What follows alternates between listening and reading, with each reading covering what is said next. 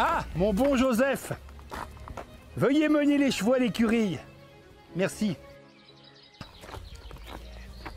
Allez donc à l'écurie. Voilà. Et on va.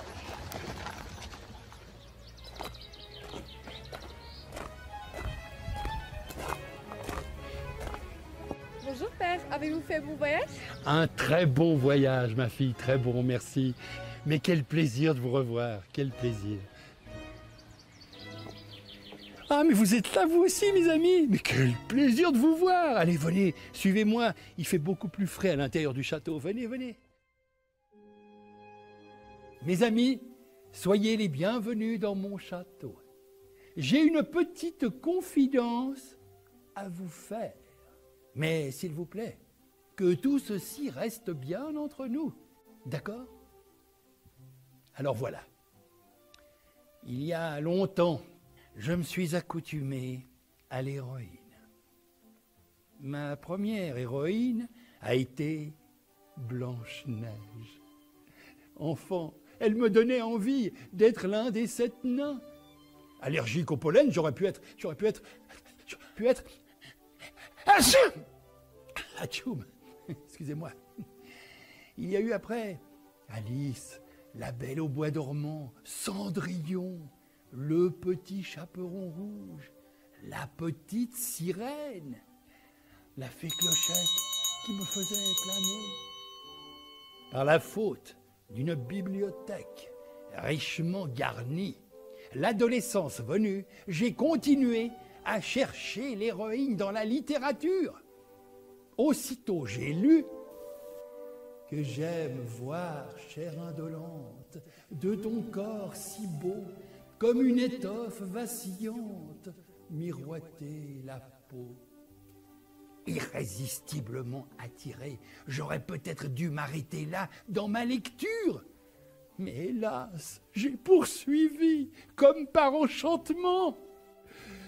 Sur ta chevelure profonde, aux âcres parfums, mer odorante et vagabonde, aux flots bleus et bruns. Impossible de résister à ça. Il aurait fallu fermer immédiatement le livre et le remettre dans la bibliothèque. Mais je suis resté bêtement accroché à cette page ouverte. Comme un navire qui s'éveille au vent du matin, mon âme rêveuse appareille pour un ciel lointain. Tes yeux, où rien ne se révèle de doux ni d'amer, sont 2 bijoux froids où se mêle l'or avec le fer. Je n'ai pas compris ce qui m'arrivait. J'aurais dû penser immédiatement à autre chose pour que mon esprit s'évade à tout prix de cette accoutumance agréablement étrange. Il aurait été plus raisonnable de faire comme tous mes petits camarades de classe, shooter un ballon, tenter de marquer un but, me prendre pour le meilleur joueur de la Coupe du Monde, collectionner les panini avec les portraits des footballeurs. Au lieu de m'orienter vers cette sage résolution, j'ai continué de m'enfoncer.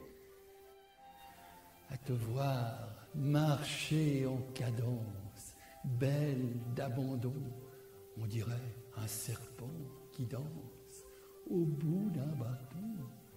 Sous le fardeau de ta paresse, ta tête d'enfant se balance avec la mollesse d'un jeune éléphant.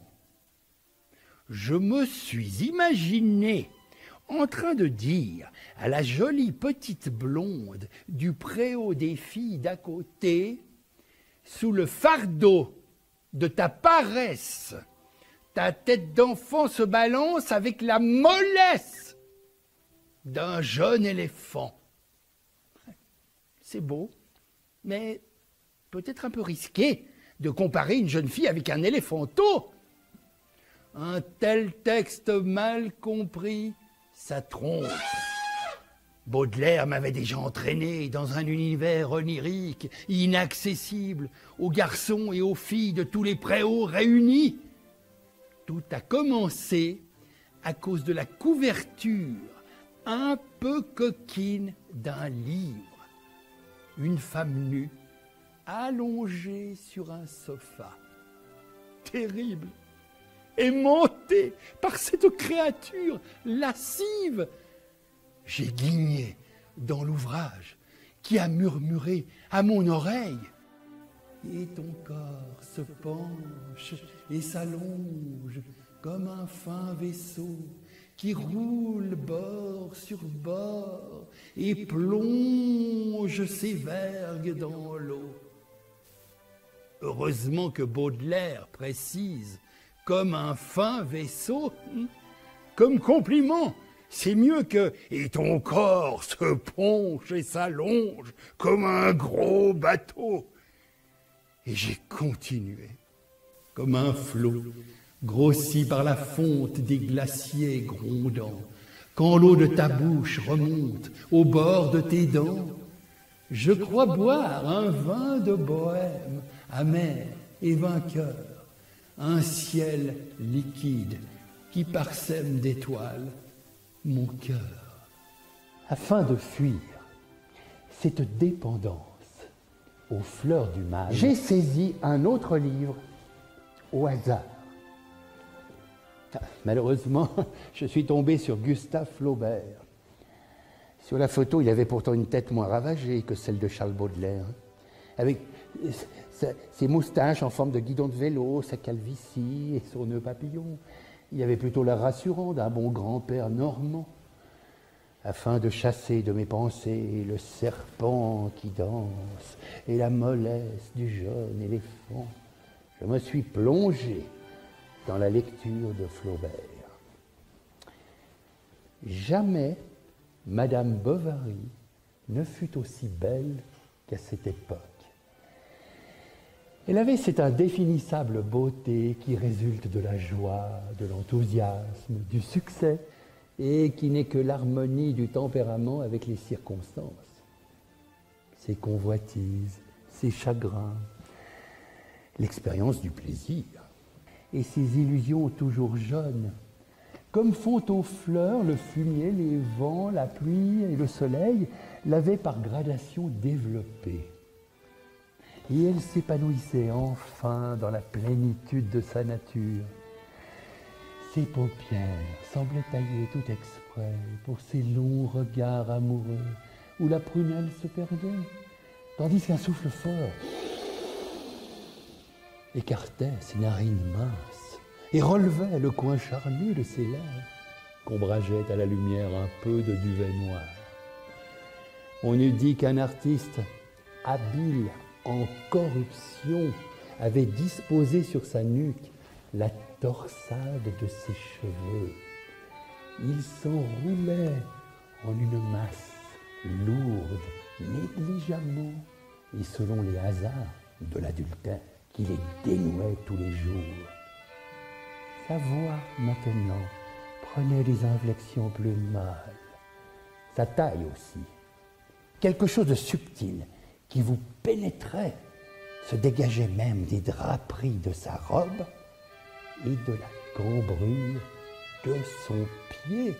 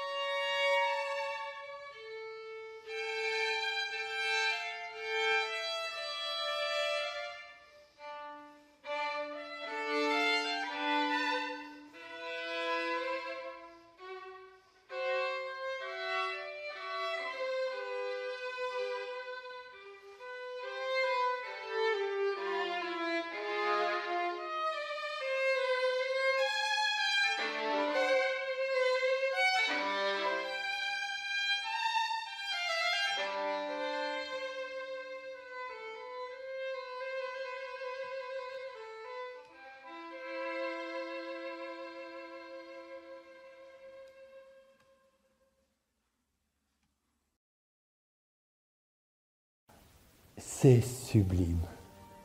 Une nouvelle héroïne venait de me rattraper, Emma Bovary.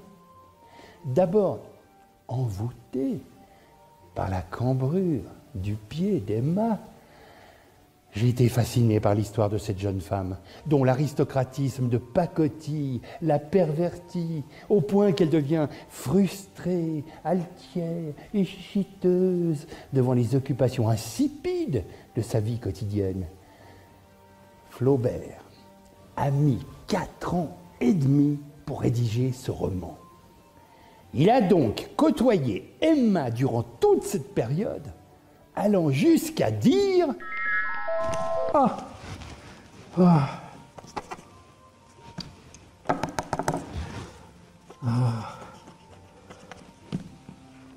La sacrée Bovary me tourmente et m'assomme. Je suis là et découragé. Je suis harassé. Bovary m'assomme. Je suis plus lassé que si je roulais des montagnes. Franchement, Bovary m'ennuie. Accoutumé lui aussi à sa propre héroïne, Gustave Flaubert l'a testé durant près de 5 ans dans son gueuloir. Le gueuloir, ce lieu où il gueulait tous ses textes pour les mettre à l'épreuve de l'oral, afin de vérifier la pureté de chaque expression.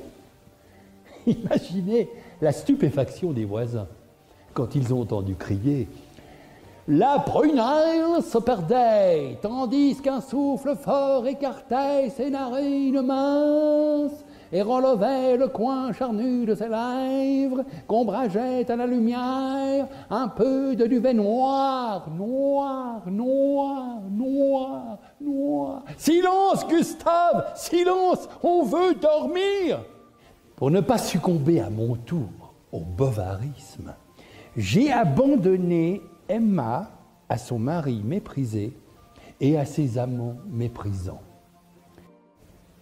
On aurait dit que Flaubert ne voulait plus me lâcher.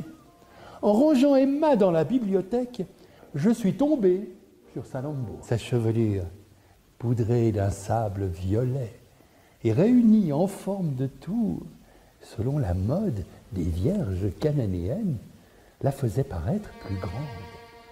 Des tresses de perles attachées à ses tempes descendaient jusqu'au coin de sa bouche, rose comme une grenade entr'ouverte. Il y avait sur sa poitrine un assemblage de pierres lumineuses imitant par leur bigarrure les écailles d'une murène. Ses bras garnis de diamants sortaient nus de sa tunique sans manches, étoilée de fleurs rouges sur un fond tout noir. Elle portait entre les chevilles une chaînette d'or pour régler sa marche, et son grand manteau de pourpre sombre, taillé dans une étoffe inconnue, traînait derrière elle, faisant à chacun de ses pas comme une large vague qui la suivait.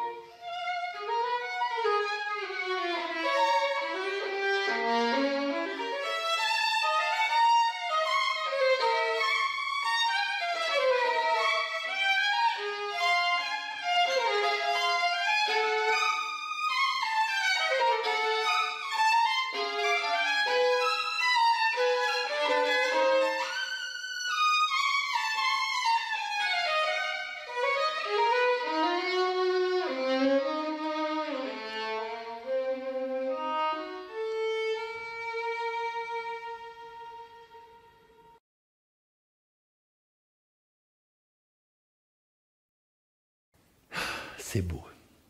C'est trop beau. C'est beaucoup trop beau. Je me suis dit que j'allais m'y habituer dangereusement, qu'il fallait réagir vite.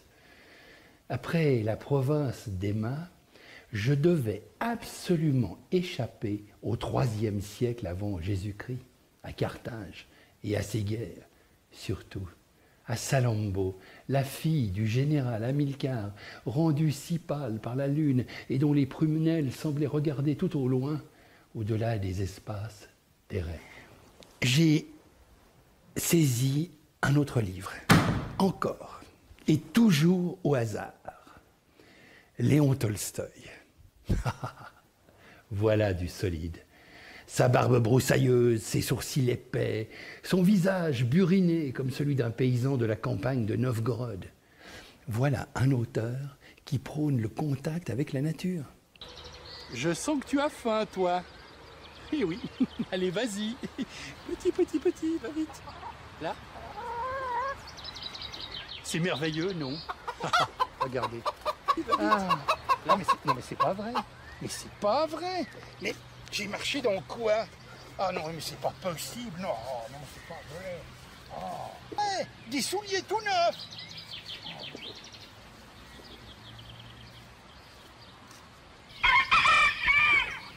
Le travail manuel.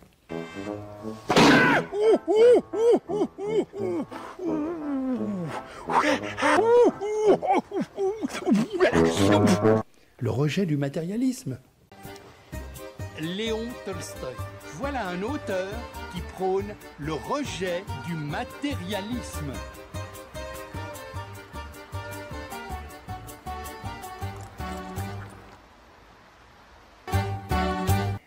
Voilà de quoi oublier les héroïnes. J'ai ouvert l'ouvrage et j'ai commencé à lire. Vronsky suivit le conducteur jusqu'au wagon. À la portière du coupé, il s'arrêta pour laisser passer une dame qui descendait. Avec le flair particulier de l'homme du monde, Vronsky reconnut du premier coup d'œil que cette personne appartenait à la haute société. Il s'excusa et pénétra dans la voiture. Mais il éprouva le besoin de regarder la dame, encore une fois, non à cause de sa beauté, de son élégance ou de la grâce discrète qui émanait de toute sa personne, mais parce qu'il avait remarqué au moment où elle passait devant lui l'expression douce et tendre du joli visage. Et alors? Elle tourna aussi la tête au même moment. Ses yeux gris et brillants, qui semblaient noirs à cause des sourcils très épais, s'arrêtèrent amicalement et attentivement sur le visage de Vronsky, comme si elle l'eût reconnu. Et ensuite se reportèrent vers la foule en mouvement, comme y cherchant quelqu'un. Dans ce coup d'œil rapide, Vronsky remarqua l'animation retenue qui se peignait sur le visage de la jeune femme et dans ses yeux brillants, et le sourire à peine visible qui glissait sur ses lèvres rouges. Tout son être semblait déborder malgré elle dans l'éclat de son regard et dans la joie de son sourire. Elle s'efforça d'atténuer le feu du regard, mais il continua de briller à son insu du fond du sourire imperceptible. J'ai été saisi ensuite par le sentiment d'amour coupable éprouvé par cette jeune femme, Anna Karénine. J'ai été préoccupé par l'héroïne de Tolstoï, en proie au plus vif tourment, qui lutte contre sa passion pour le comte Vronsky parce qu'elle ne supporte pas d'avoir abandonné pour lui son enfant et son mari. D'ailleurs, Sophie Tolstoï, la femme de Léon, a même écrit qu'elle était digne de pitié et non coupable.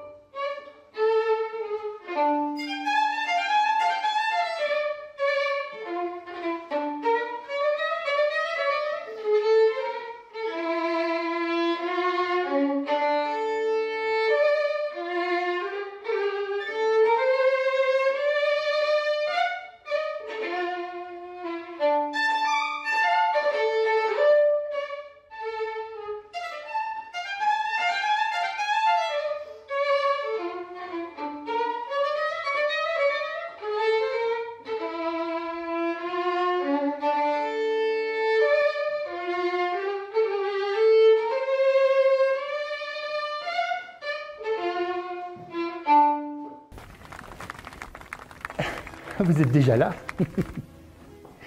J'ai abandonné Anna, ses yeux gris et brillants, qui semblaient noirs à cause des sourcils très épais. J'ai remplacé le chef-d'œuvre de Tolstoï par un autre livre. Zola. Ah, Zola, voilà de quoi fuir l'héroïne tourmentée, sujette à toutes les turpitudes du monde. Fini la frivolité et les remords. J'allais être sauvé par Émile Zola, l'auteur attentif à la détresse subie par les classes inférieures de la société. Voilà du solide, avec l'histoire du capitalisme charbonnier, du lourd avec la grève des mineurs, de l'accablant, avec le développement des grands magasins qui causent la mort des anciens petits commerces. Eh ben non, je suis tombé sur Nana. Un frisson remua la salle. Nana était nue. Elle était nue avec une tranquille audace, certaine de la toute-puissance de sa chair. Une simple gaze l'enveloppait, ses épaules rondes, sa gorge d'Amazone, dont les pointes roses se tenaient levées et rigides comme des lances, ses larges hanches qui roulaient dans un balancement voluptueux, ses cuisses de blonde grâce. Tout son corps se devinait, se voyait sous le tissu léger d'une blancheur d'écume. C'était Vénus naissant des flots, n'ayant pour voile que ses cheveux. Et lorsque Nana levait les bras, on apercevait au feu de la rampe les poils d'or de ses aisselles. Et voilà, Zola aussi. Comme Baudelaire, comme Flaubert, comme Tolstoï, il a succombé à la belle héroïne. Et là, pas question de la situation précaire d'une blanchisseuse. Non. Bon, Nana vient quand même de la misère du monde prolétaire et non de la noblesse comme Anna. Actrice au théâtre des variétés, dans le rôle dénudé de Vénus, courtisane adulée, Nana ruine et humilie son amant le plus assidu. Elle en anéantit d'autres.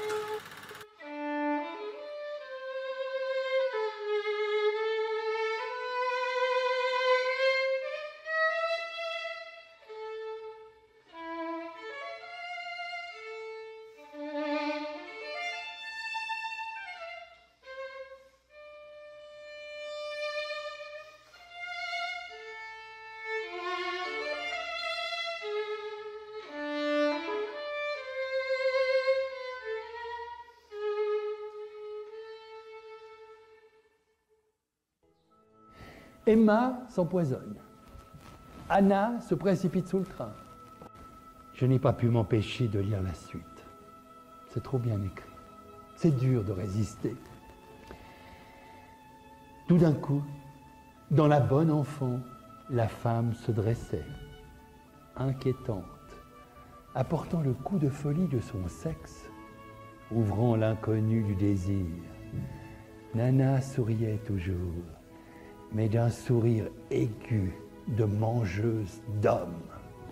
Nana finit rejetée et atteinte de petite vérole. On dirait qu'ils se sont vengés parce qu'ils ont été envoûtés par elle. Ah, et Zola ne s'est pas arrêté à Nana, avec Thérèse Raquin. Et Zola ne s'est pas arrêté à Nana. Avec Thérèse Raquin, il a voulu étudier un comportement emporté par le travail sourd des passions. Thérèse Raquin et son amant sombrent dans une relation délétère qui les conduit au meurtre. L'héroïne est souvent dangereuse. Suivez-moi.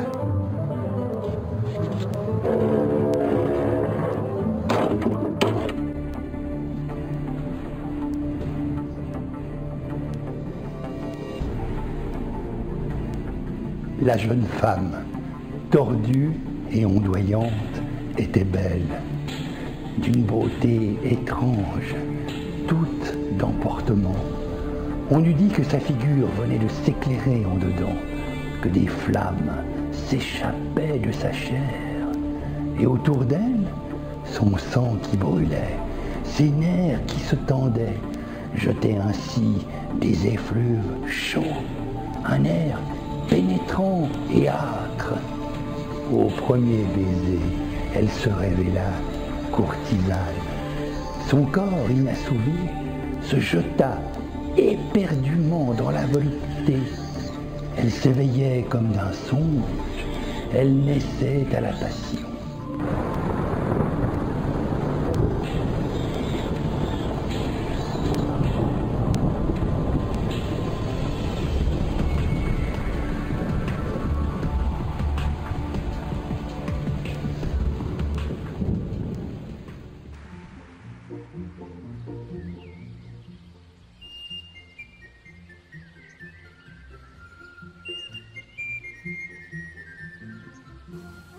Merci Louise.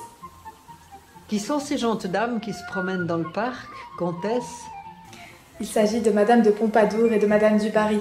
Elles sont les invitées de mon père.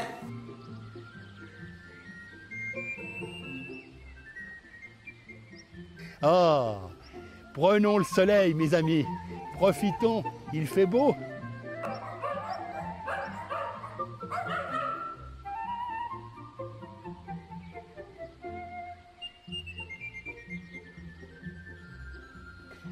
Oh, Madame de Pompadour, Madame du Barry. Quel plaisir de vous recevoir. Oh, grand merci à vous d'avoir bien voulu promener mes petits trésors. Louise, occupez-vous de mes trésors. Nous allons aller à l'intérieur du château, il fait plus frais. Hein. Bon, voilà que je les ai toutes. Voilà. De toute façon, c'est toujours comme ça. Voilà, bien. Je vous en prie.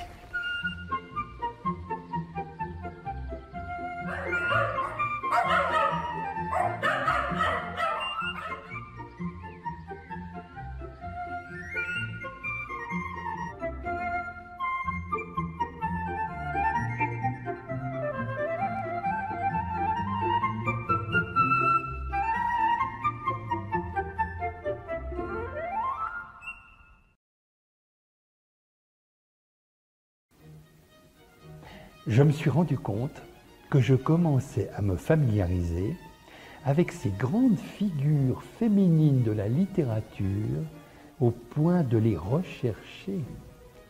Ça devenait grave. En m'approchant de l'œuvre de Victor Hugo, je n'ai pas hésité une seconde. Notre-Dame de Paris. Une mutation s'opérait en moi. Ce n'était plus l'auteur au service du débat d'idées que j'ai cherché dans ce roman, Notre-Dame de Paris, mais bien l'esthète qui décrit la belle héroïne. Oui, et je l'avoue.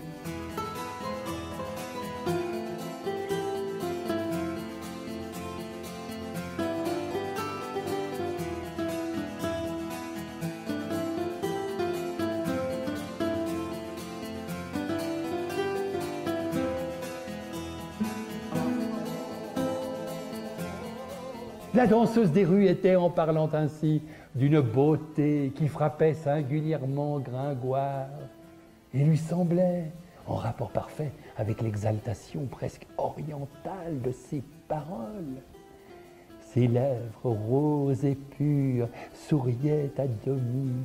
Son front, candide et serein, devenait trouble par moments sous sa pensée, comme un miroir sous une haleine.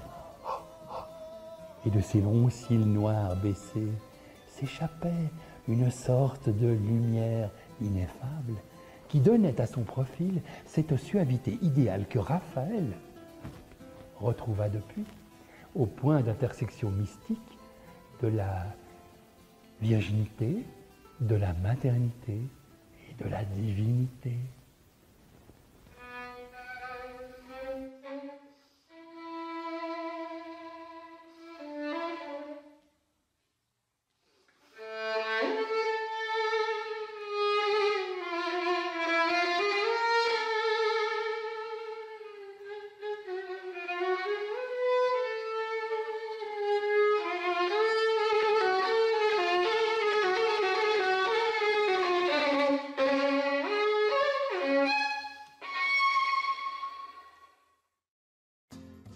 Alors j'ai renoncé d'aller à contre-courant de mon plaisir.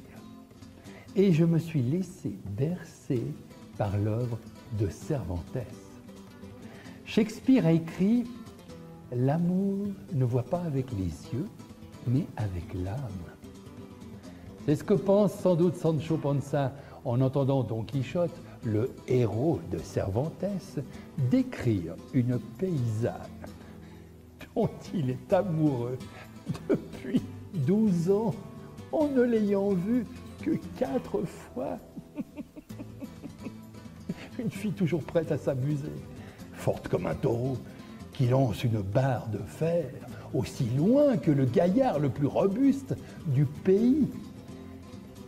Cette brave paysanne est devenue pour Don Quichotte l'incomparable Dulcinée du Toboso. Il la peinte avec ces mots. Il me suffit donc de décider et de croire que la bonne Aldonza Lorenzo est belle et honnête. Peu importe qu'elle soit ou non de haute naissance, elle n'a pas demandé à être membre d'un ordre pour que l'on aille enquêter sur ses origines. Quant à moi, je la tiens pour la plus noble princesse du monde. Apprends, Sancho, si tu l'ignores, que 2 choses, plus que toutes les autres, nous incitent à aimer, la beauté et l'honnêteté. Et ces 2 choses se trouvent au suprême degré chez madame, car aucune femme ne l'égale en beauté, et bien peu quant à l'honnêteté pourrait rivaliser avec elle. Oh, Sancho! Por favor. Disculpe, señor, disculpe. Muy bien. En un mot, j'imagine que ce que je dis est comme je le dis, ni plus ni moins. Et il y a la voix en esprit, telle que la veuve m'en déchire, si belle, si noble, que ni les Hélènes, ni les Lucrèce, ni aucune héroïne du temps passé, grecque, latine ou barbare, ne peuvent lui être comparées.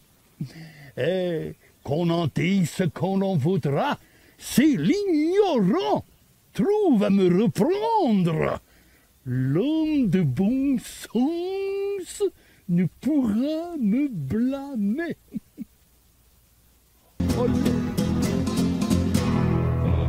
Sancho! Dulcinée! Dulcinée, où es-tu? Dulcinée, où es-tu, grosse coquine? Oh, mais c'est pas vrai, mais... Ah, mais où est-ce qu'elle est passée, cette jumeau? Oh, elle va me faire tourner en bourrique, là. Dulcinée! Ah, la voilà, la voilà. Don Quichotte, l'inénarrable Hidalgo, idéaliste et généreux, à l'imagination chimérique. J'ai quitté l'univers de Cervantes, sa vie romanesque, l'auteur qui fut prisonnier de pirates, le soldat qui fut commissaire aux vivres de l'invincible Armada. Mais je suis resté en Espagne.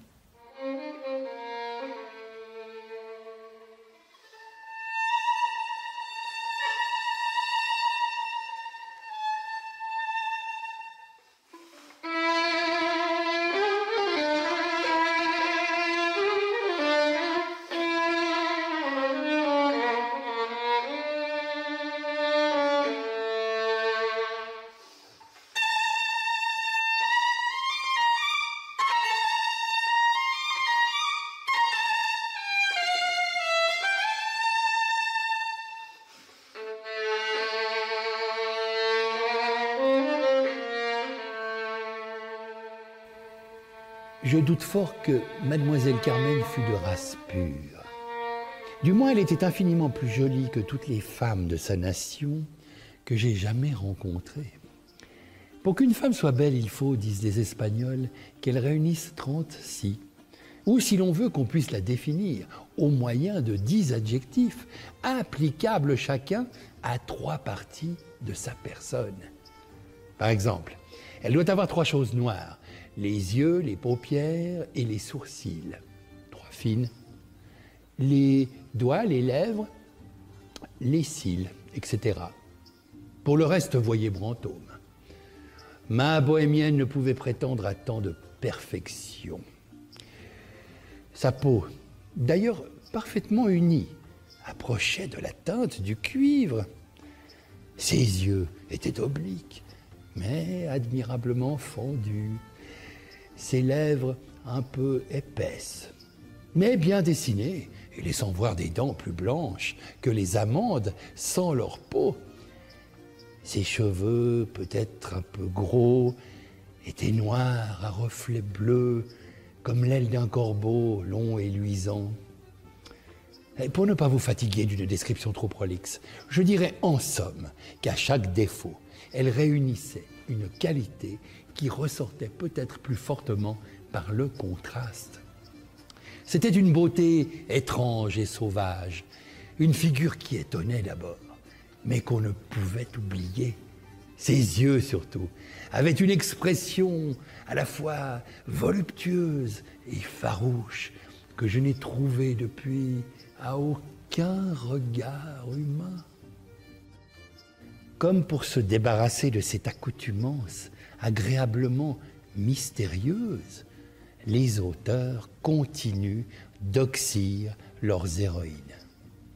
La pauvre Esmeralda est conduite au gibet. Quant à la sulfureuse Carmen, elle est poignardée par Don José, fou de jalousie. Sans oublier la suivante, Milady de Winter, décapitée par le bourreau.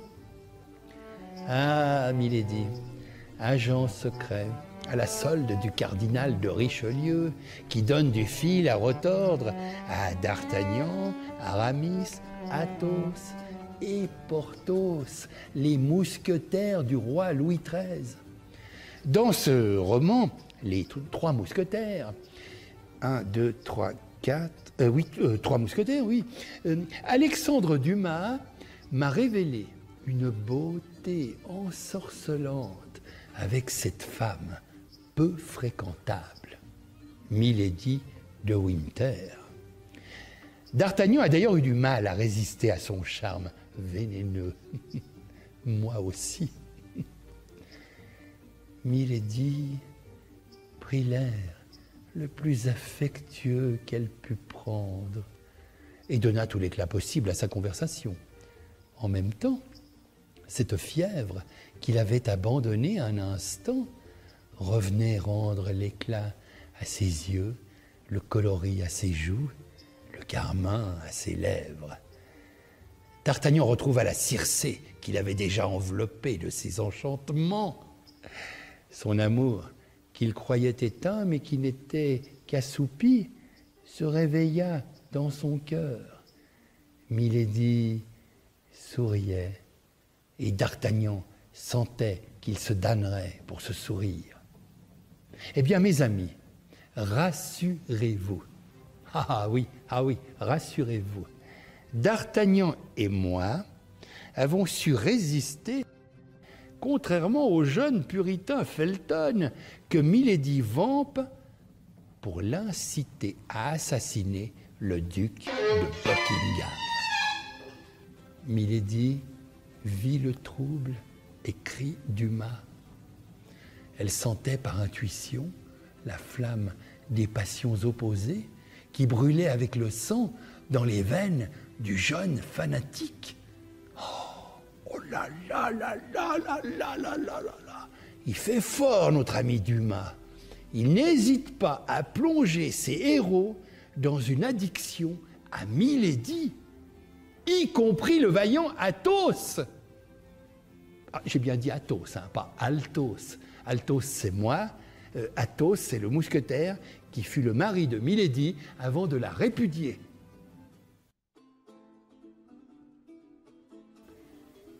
J'ai rangé Milady entre 2 livres.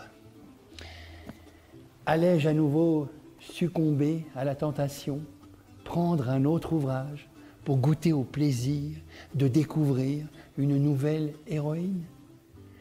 Je peux résister à tout, sauf à la tentation, a dit non pas Alfred Hitchcock, mais Oscar Wilde.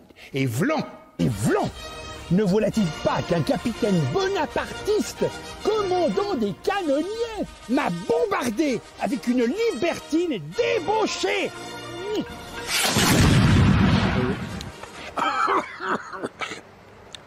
Je suis un compte canon. Bon, reprenons le sujet.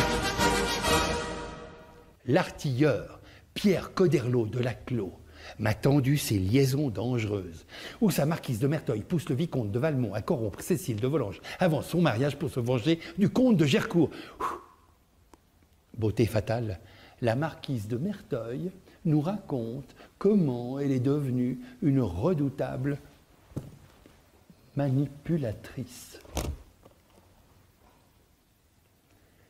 J'étais bien jeune encore, et presque sans intérêt. Mais je n'avais à moi que ma pensée, et je m'indignais qu'on pût me la ravir ou me la surprendre contre ma volonté. Muni de ses premières armes, j'en essayais l'usage.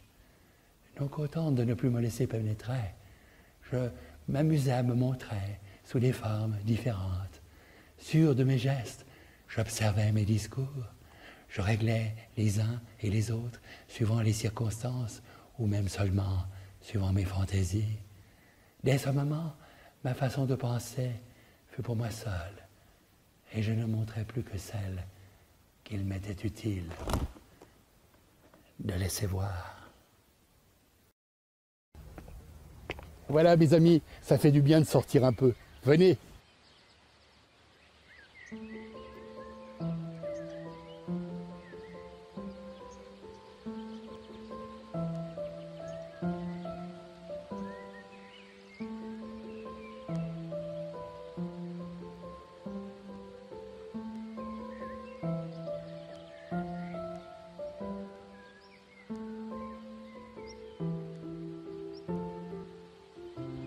Margaret Mitchell, une jolie journaliste d'Atlanta, une femme enfin à familiariser l'héroïne romanesque en écrivant « Autant en emporte le vent ». 30 millions d'exemplaires vendus, un ouvrage traduit en 27 langues. Je me suis senti moins seul. Des millions de terriens sont restés accrochés comme moi à l'histoire de Scarlett O'Hara, jeune femme de la haute société sudiste sur fond de guerre de sécession. Elle convoite Ashley Wilkes, lui-même épris de la douce Mélanie Hamilton. Mais c'est Rhett Butler, et non Clark Gable, qui lui met le grappin dessus, déterminée, courageuse. Scarlett peut être aussi cynique, égoïste, orgueilleuse, et même sans foi ni loi. J'ignore pourquoi j'ai été tant attiré par elle. Scarlett O'Hara n'était pas d'une beauté classique, mais les hommes ne s'en apercevaient guère quant à l'exemple des jumeaux Tartelon. Ils étaient captifs de son charme. Sur son visage se heurtaient avec trop de netteté les traits élégants de sa mère, une aristocrate du littoral, de descendance française, et les traits lourds de son père, un Irlandais au teint fleuri. Elle n'en avait pas moins une figure attirante, avec son menton pointu et ses mâchoires fortes. Ses yeux, légèrement bridés et frangés de cils drus, étaient de couleur vert pâle, sans la moindre tache noisette. Ses sourcils, épais et noirs, traçaient une oblique inattendue sur une peau d'un blond de magnolia, cette peau à laquelle les femmes du Sud attachaient tant de prix et qu'elles défendaient avec tant de soin à l'aide de caplines de voile et de mitaines contre les ardeurs du soleil de Géorgie.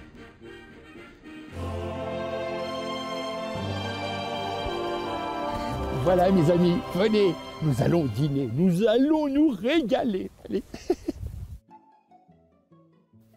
Mes amis, ce soir, je vais vous préparer l'une de mes spécialités culinaires, sous l'œil avisé de Louise, notre cuisinière. J'en profite aussi pour vous parler de Marguerite Gautier, l'héroïne d'Alexandre Dumas fils. Alexandre Dumas fils, dont le père est aussi celui des Trois Mousquetaires. Alexandre Dumas, Marguerite Gautier, la célèbre dame aux camélias, qui fit dire au vieux Dumas, non sans une pointe d'ironie, « Moi, je prends mes sujets dans les rêves, mon fils les prend dans la réalité. » Eh oui, Marguerite Gautier, c'était Marie Duplessis, la courtisane la plus convoitée de Paris, dont le fils Dumas fut follement amoureux. Poitrinaire, elle disparut jeune, comme l'héroïne de son roman. Une héroïne dont je n'ai pas pu me passer et dont voici la recette. Dans son ovale, d'une grâce indescriptible, mettez des yeux noirs, surmontés d'un arc si pur qu'il semblait peint. Voilez ses yeux de grands cils qui, lorsqu'ils s'abaissaient, jetaient de l'ombre sur la teinte rose des joues. Tracez un nez fin, droit, spirituel, aux narines un peu ouvertes par une aspiration ardente vers la vie sensuelle. Dessinez une bouche régulière, dont les lèvres s'ouvraient gracieusement sur des dents blanches, comme du lait. Colorez la peau de ce velouté qui couvre les pêches, qu'aucune main n'a touché. Et vous aurez l'ensemble de cette charmante tête. Buongiorno, caro mio. Marguerite, Monica. Ma, il me confond toujours avec une autre.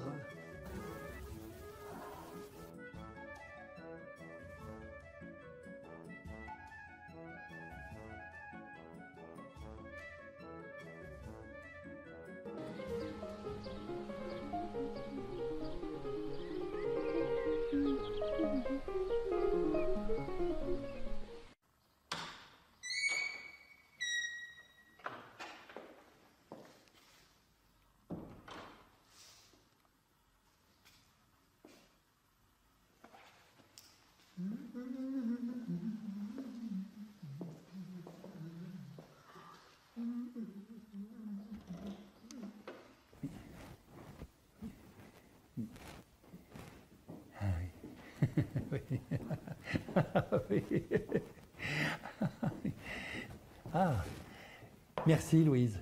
Votre repas était succulent. Oui. Mes amis, passons au dessert. Je vous en prie. Avec Marcel Proust, j'ai connu la Madeleine, mais aussi Odette de Crécy, à laquelle Charles Swann a su résister un temps. Moi, pas du tout. Bien qu'indifférent au genre de beauté d'Odette de Crécy, Charles Swann, qui n'aime que la chair saine, plantureuse et rose, a fini par tomber amoureux de la jeune femme parce qu'elle lui a rappelé une œuvre picturale.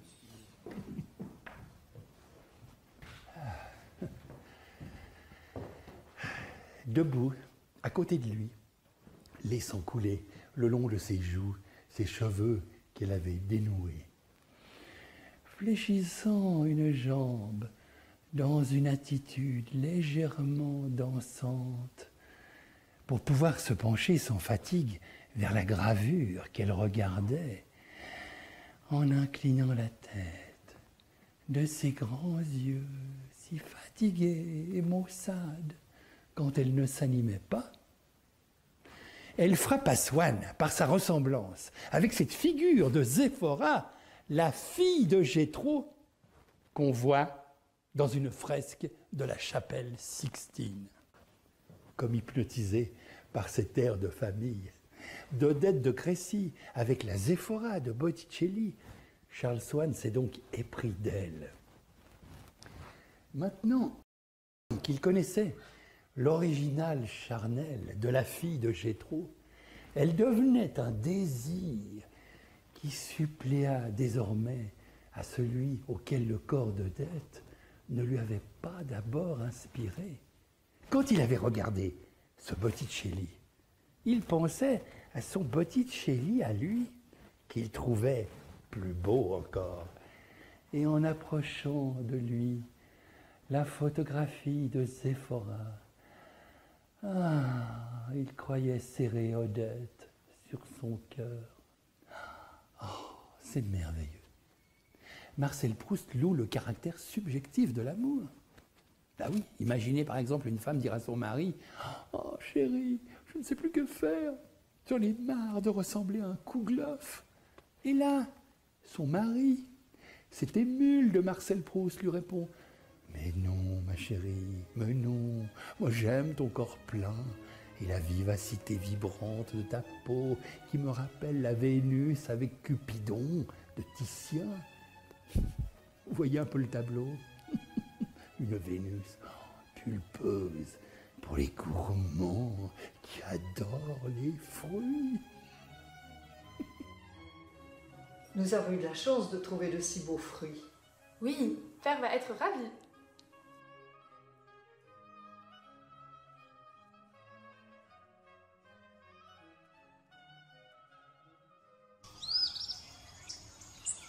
Un soir, pour me sortir des héroïnes, j'ai tenté de m'intéresser aux geckos arboricoles qui ont des lamelles adhésives sous les doigts pour leur permettre de grimper à tous les arbres.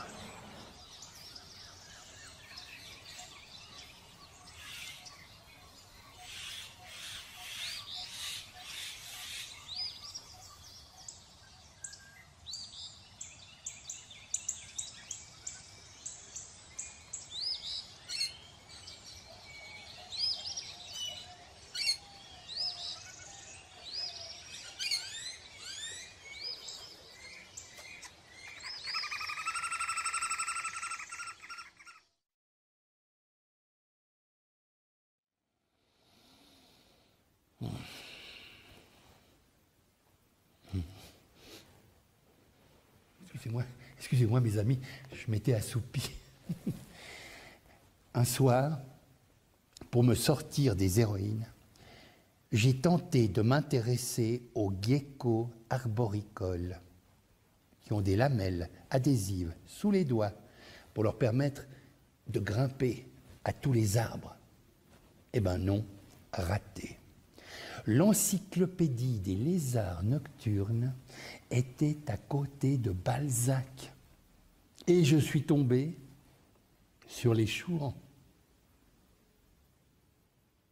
Sa simplicité avait cet attrait qui procède de l'art, avec lequel une femme assez belle, pour se passer d'ornements, sait réduire sa toilette à n'être plus qu'un agrément secondaire. Elle portait une robe verte, dont la jolie coupe, dont le Spencer, orné de brandebourgs, dessinait ses formes avec une affectation peu convenable à une jeune femme, et laissait voir sa taille souple, son corsage élégant et ses gracieux mouvements. Elle entra en souriant, avec cette aménité naturelle aux femmes qui peuvent montrer dans une bouche rose des dents bien rangées, aussi transparentes que la porcelaine, et sur leurs joues, 2 fossettes aussi fraîches que celles d'un enfant.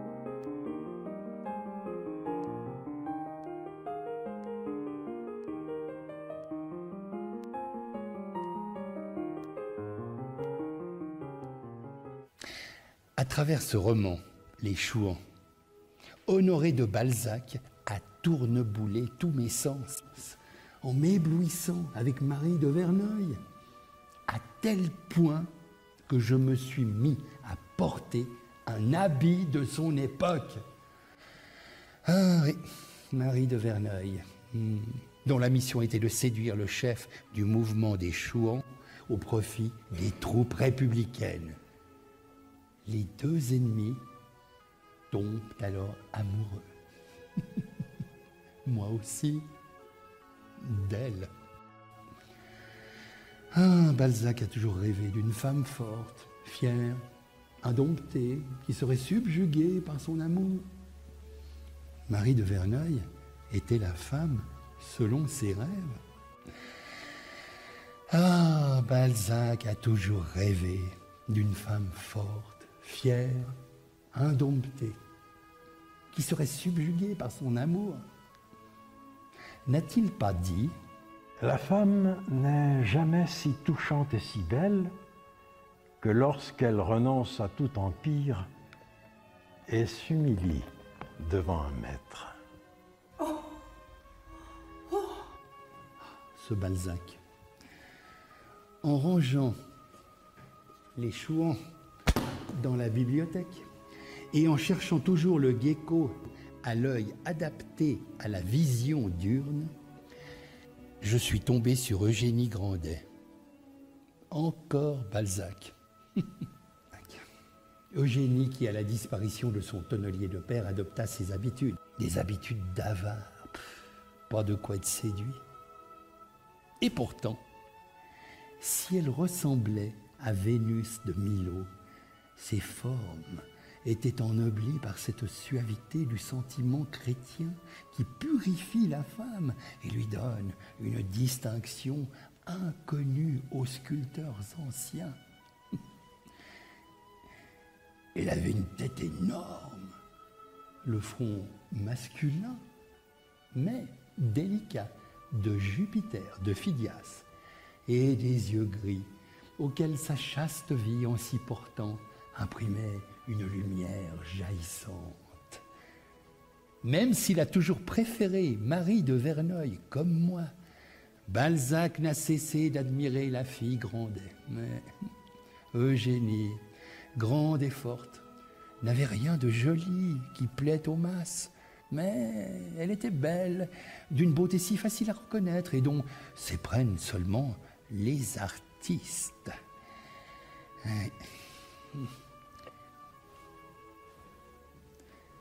Balzac a été inspiré par Madame de Lafayette, avec sa princesse de Clèves, dont le duc de Nemours tombe amoureux rien qu'en la voyant. Moi, c'est en l'imaginant. Il parut alors à la cour une beauté qui attira les yeux de tout le monde. Et l'on doit croire que c'était une beauté parfaite, puisqu'elle donna de l'admiration dans un lieu où l'on était accoutumé à voir de belles personnes. Pour oublier les tentations de la bibliothèque, je suis allé au théâtre. Allez, venez, suivez-moi.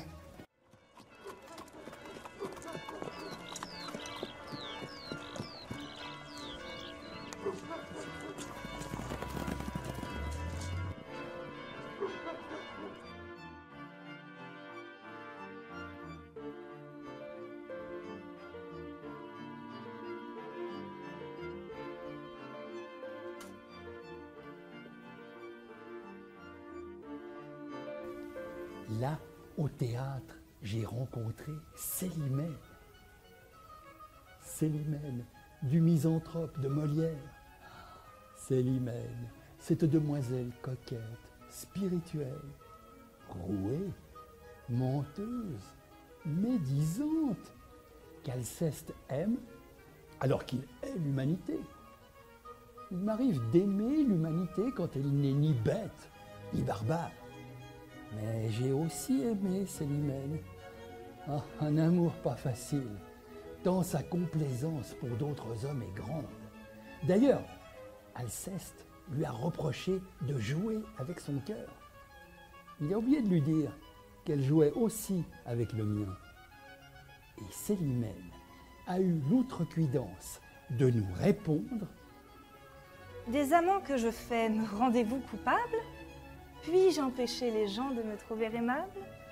Et lorsque, pour me voir, ils font de doux efforts, dois-je prendre un bâton pour les mettre dehors? Alceste nous a défendus comme il a pu, en rétorquant que c'est l'univers qui est bien reçu d'elle. Et toc! Célimène ne s'est pas démonté comme un pneu de vélo. Et la réponse à tout.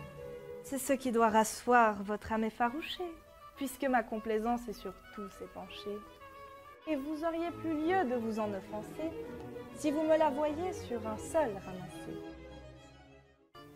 Là, au théâtre, j'ai eu une autre surprise.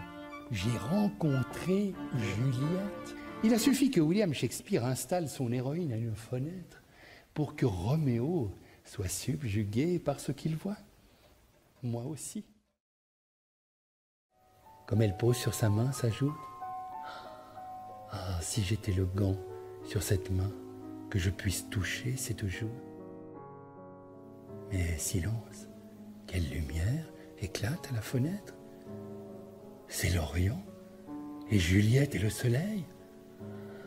Lève-toi, clair soleil, et tue l'envieuse lune, déjà malade et pâle de chagrin de voir que sa servante est bien plus belle qu'elle.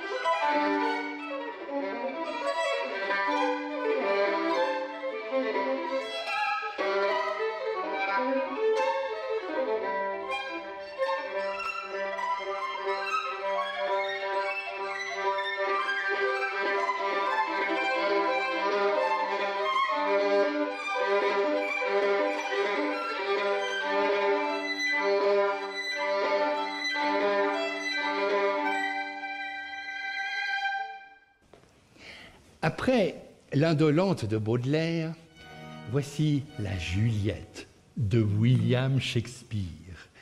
Décidée, intelligente, passionnée, obstinée.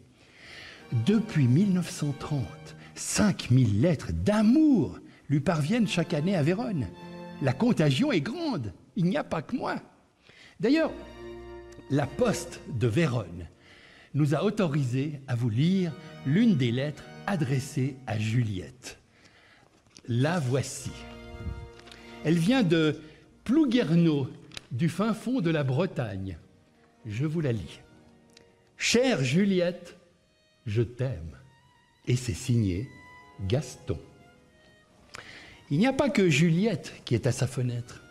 Roxane prend aussi de la hauteur en s'accoudant à son balcon. En créant Cyrano de Bergerac, Edmond Rostand a connu la gloire.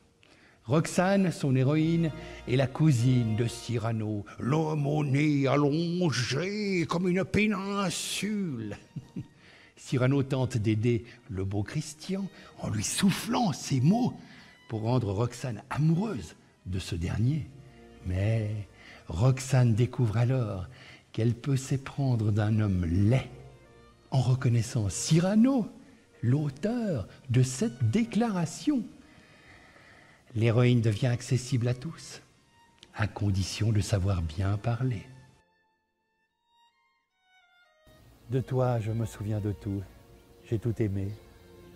Je sais que l'an dernier, un jour, le 12 mai, pour sortir le matin, tu changeas de coiffure. J'ai tellement pris pour clarté ta chevelure que comme lorsqu'on a trop fixé le soleil, on voit sur toute chose ensuite un rond vermeil. Surtout, quand j'ai quitté les feux dont tu m'inondes, mon regard ébloui pose des taches blondes. Ah, c'est vous, père. À quoi jouez-vous? Vous êtes drôle avec ces nez bizarres.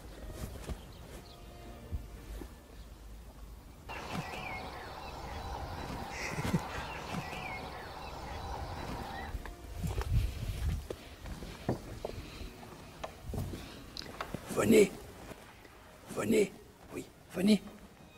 Mes amis, en conclusion, si Gustave Flaubert et moi avons été sensibles aux jolis petits pieds cambrés d'Emma Bovary, Alexandre Pouchkine l'a été à celui de la muse de la Dante. Les seins de Diane ont bien du charme, ami. La joue de Flore aussi. Mais moi, j'aime par-dessus tout le petit pied de Terpsichore. C'est lui qui propose au regard une conquête inestimable. Sa beauté attire à lui les seins capricieux des désirs. J'aime ton pied, chère Elvina, sous la longue nappe des tables, au printemps sur l'herbe des prés, sur les chenets de fonte, sur les parquets étincelants et sur les rochers du rivage.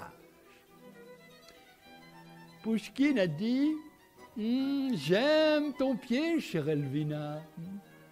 C'est sans doute pour rappeler que le titre de notre soirée aurait pu être « Anna, Nana, Elvina, nanana ».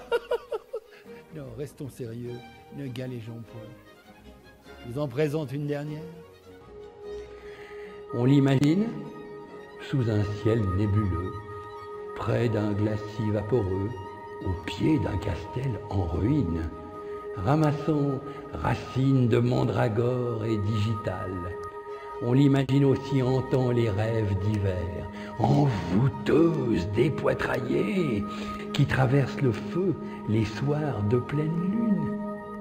Elle est docte en volupté, comme la créature de Baudelaire, qui pétrit ses seins sur le fer de son busc, en laissant couler des mots imprégnés de musc.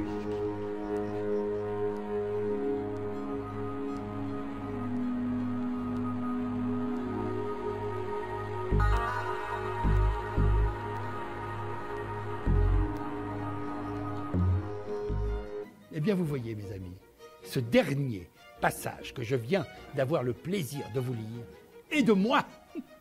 Vous rendez-vous compte? C'est terrible. à force de fréquenter de belles créatures de la littérature. Je m'y suis mis aussi. C'est redoutable. Alors, si le plaisir vous a gagné, vous, oui, vous aussi, n'hésitez plus, écrivez, lisez. Et je n'ai plus qu'une seule chose à vous dire. Vive les livres, vive l'écriture, vive la lecture, vive les héroïnes de la littérature et vive la musique!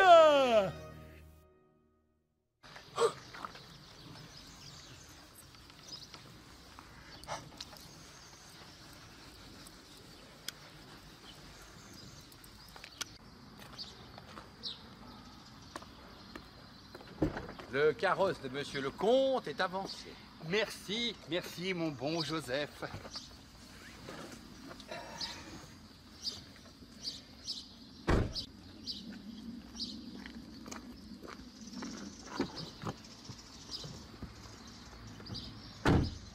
Son âge aussi est avancé. Au revoir mes amis, à bientôt.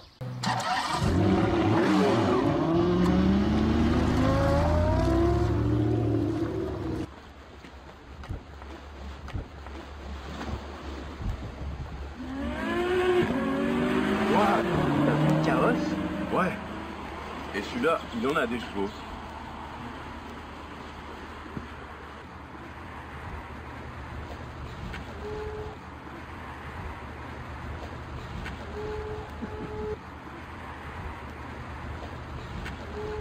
À bientôt les amis, à bientôt.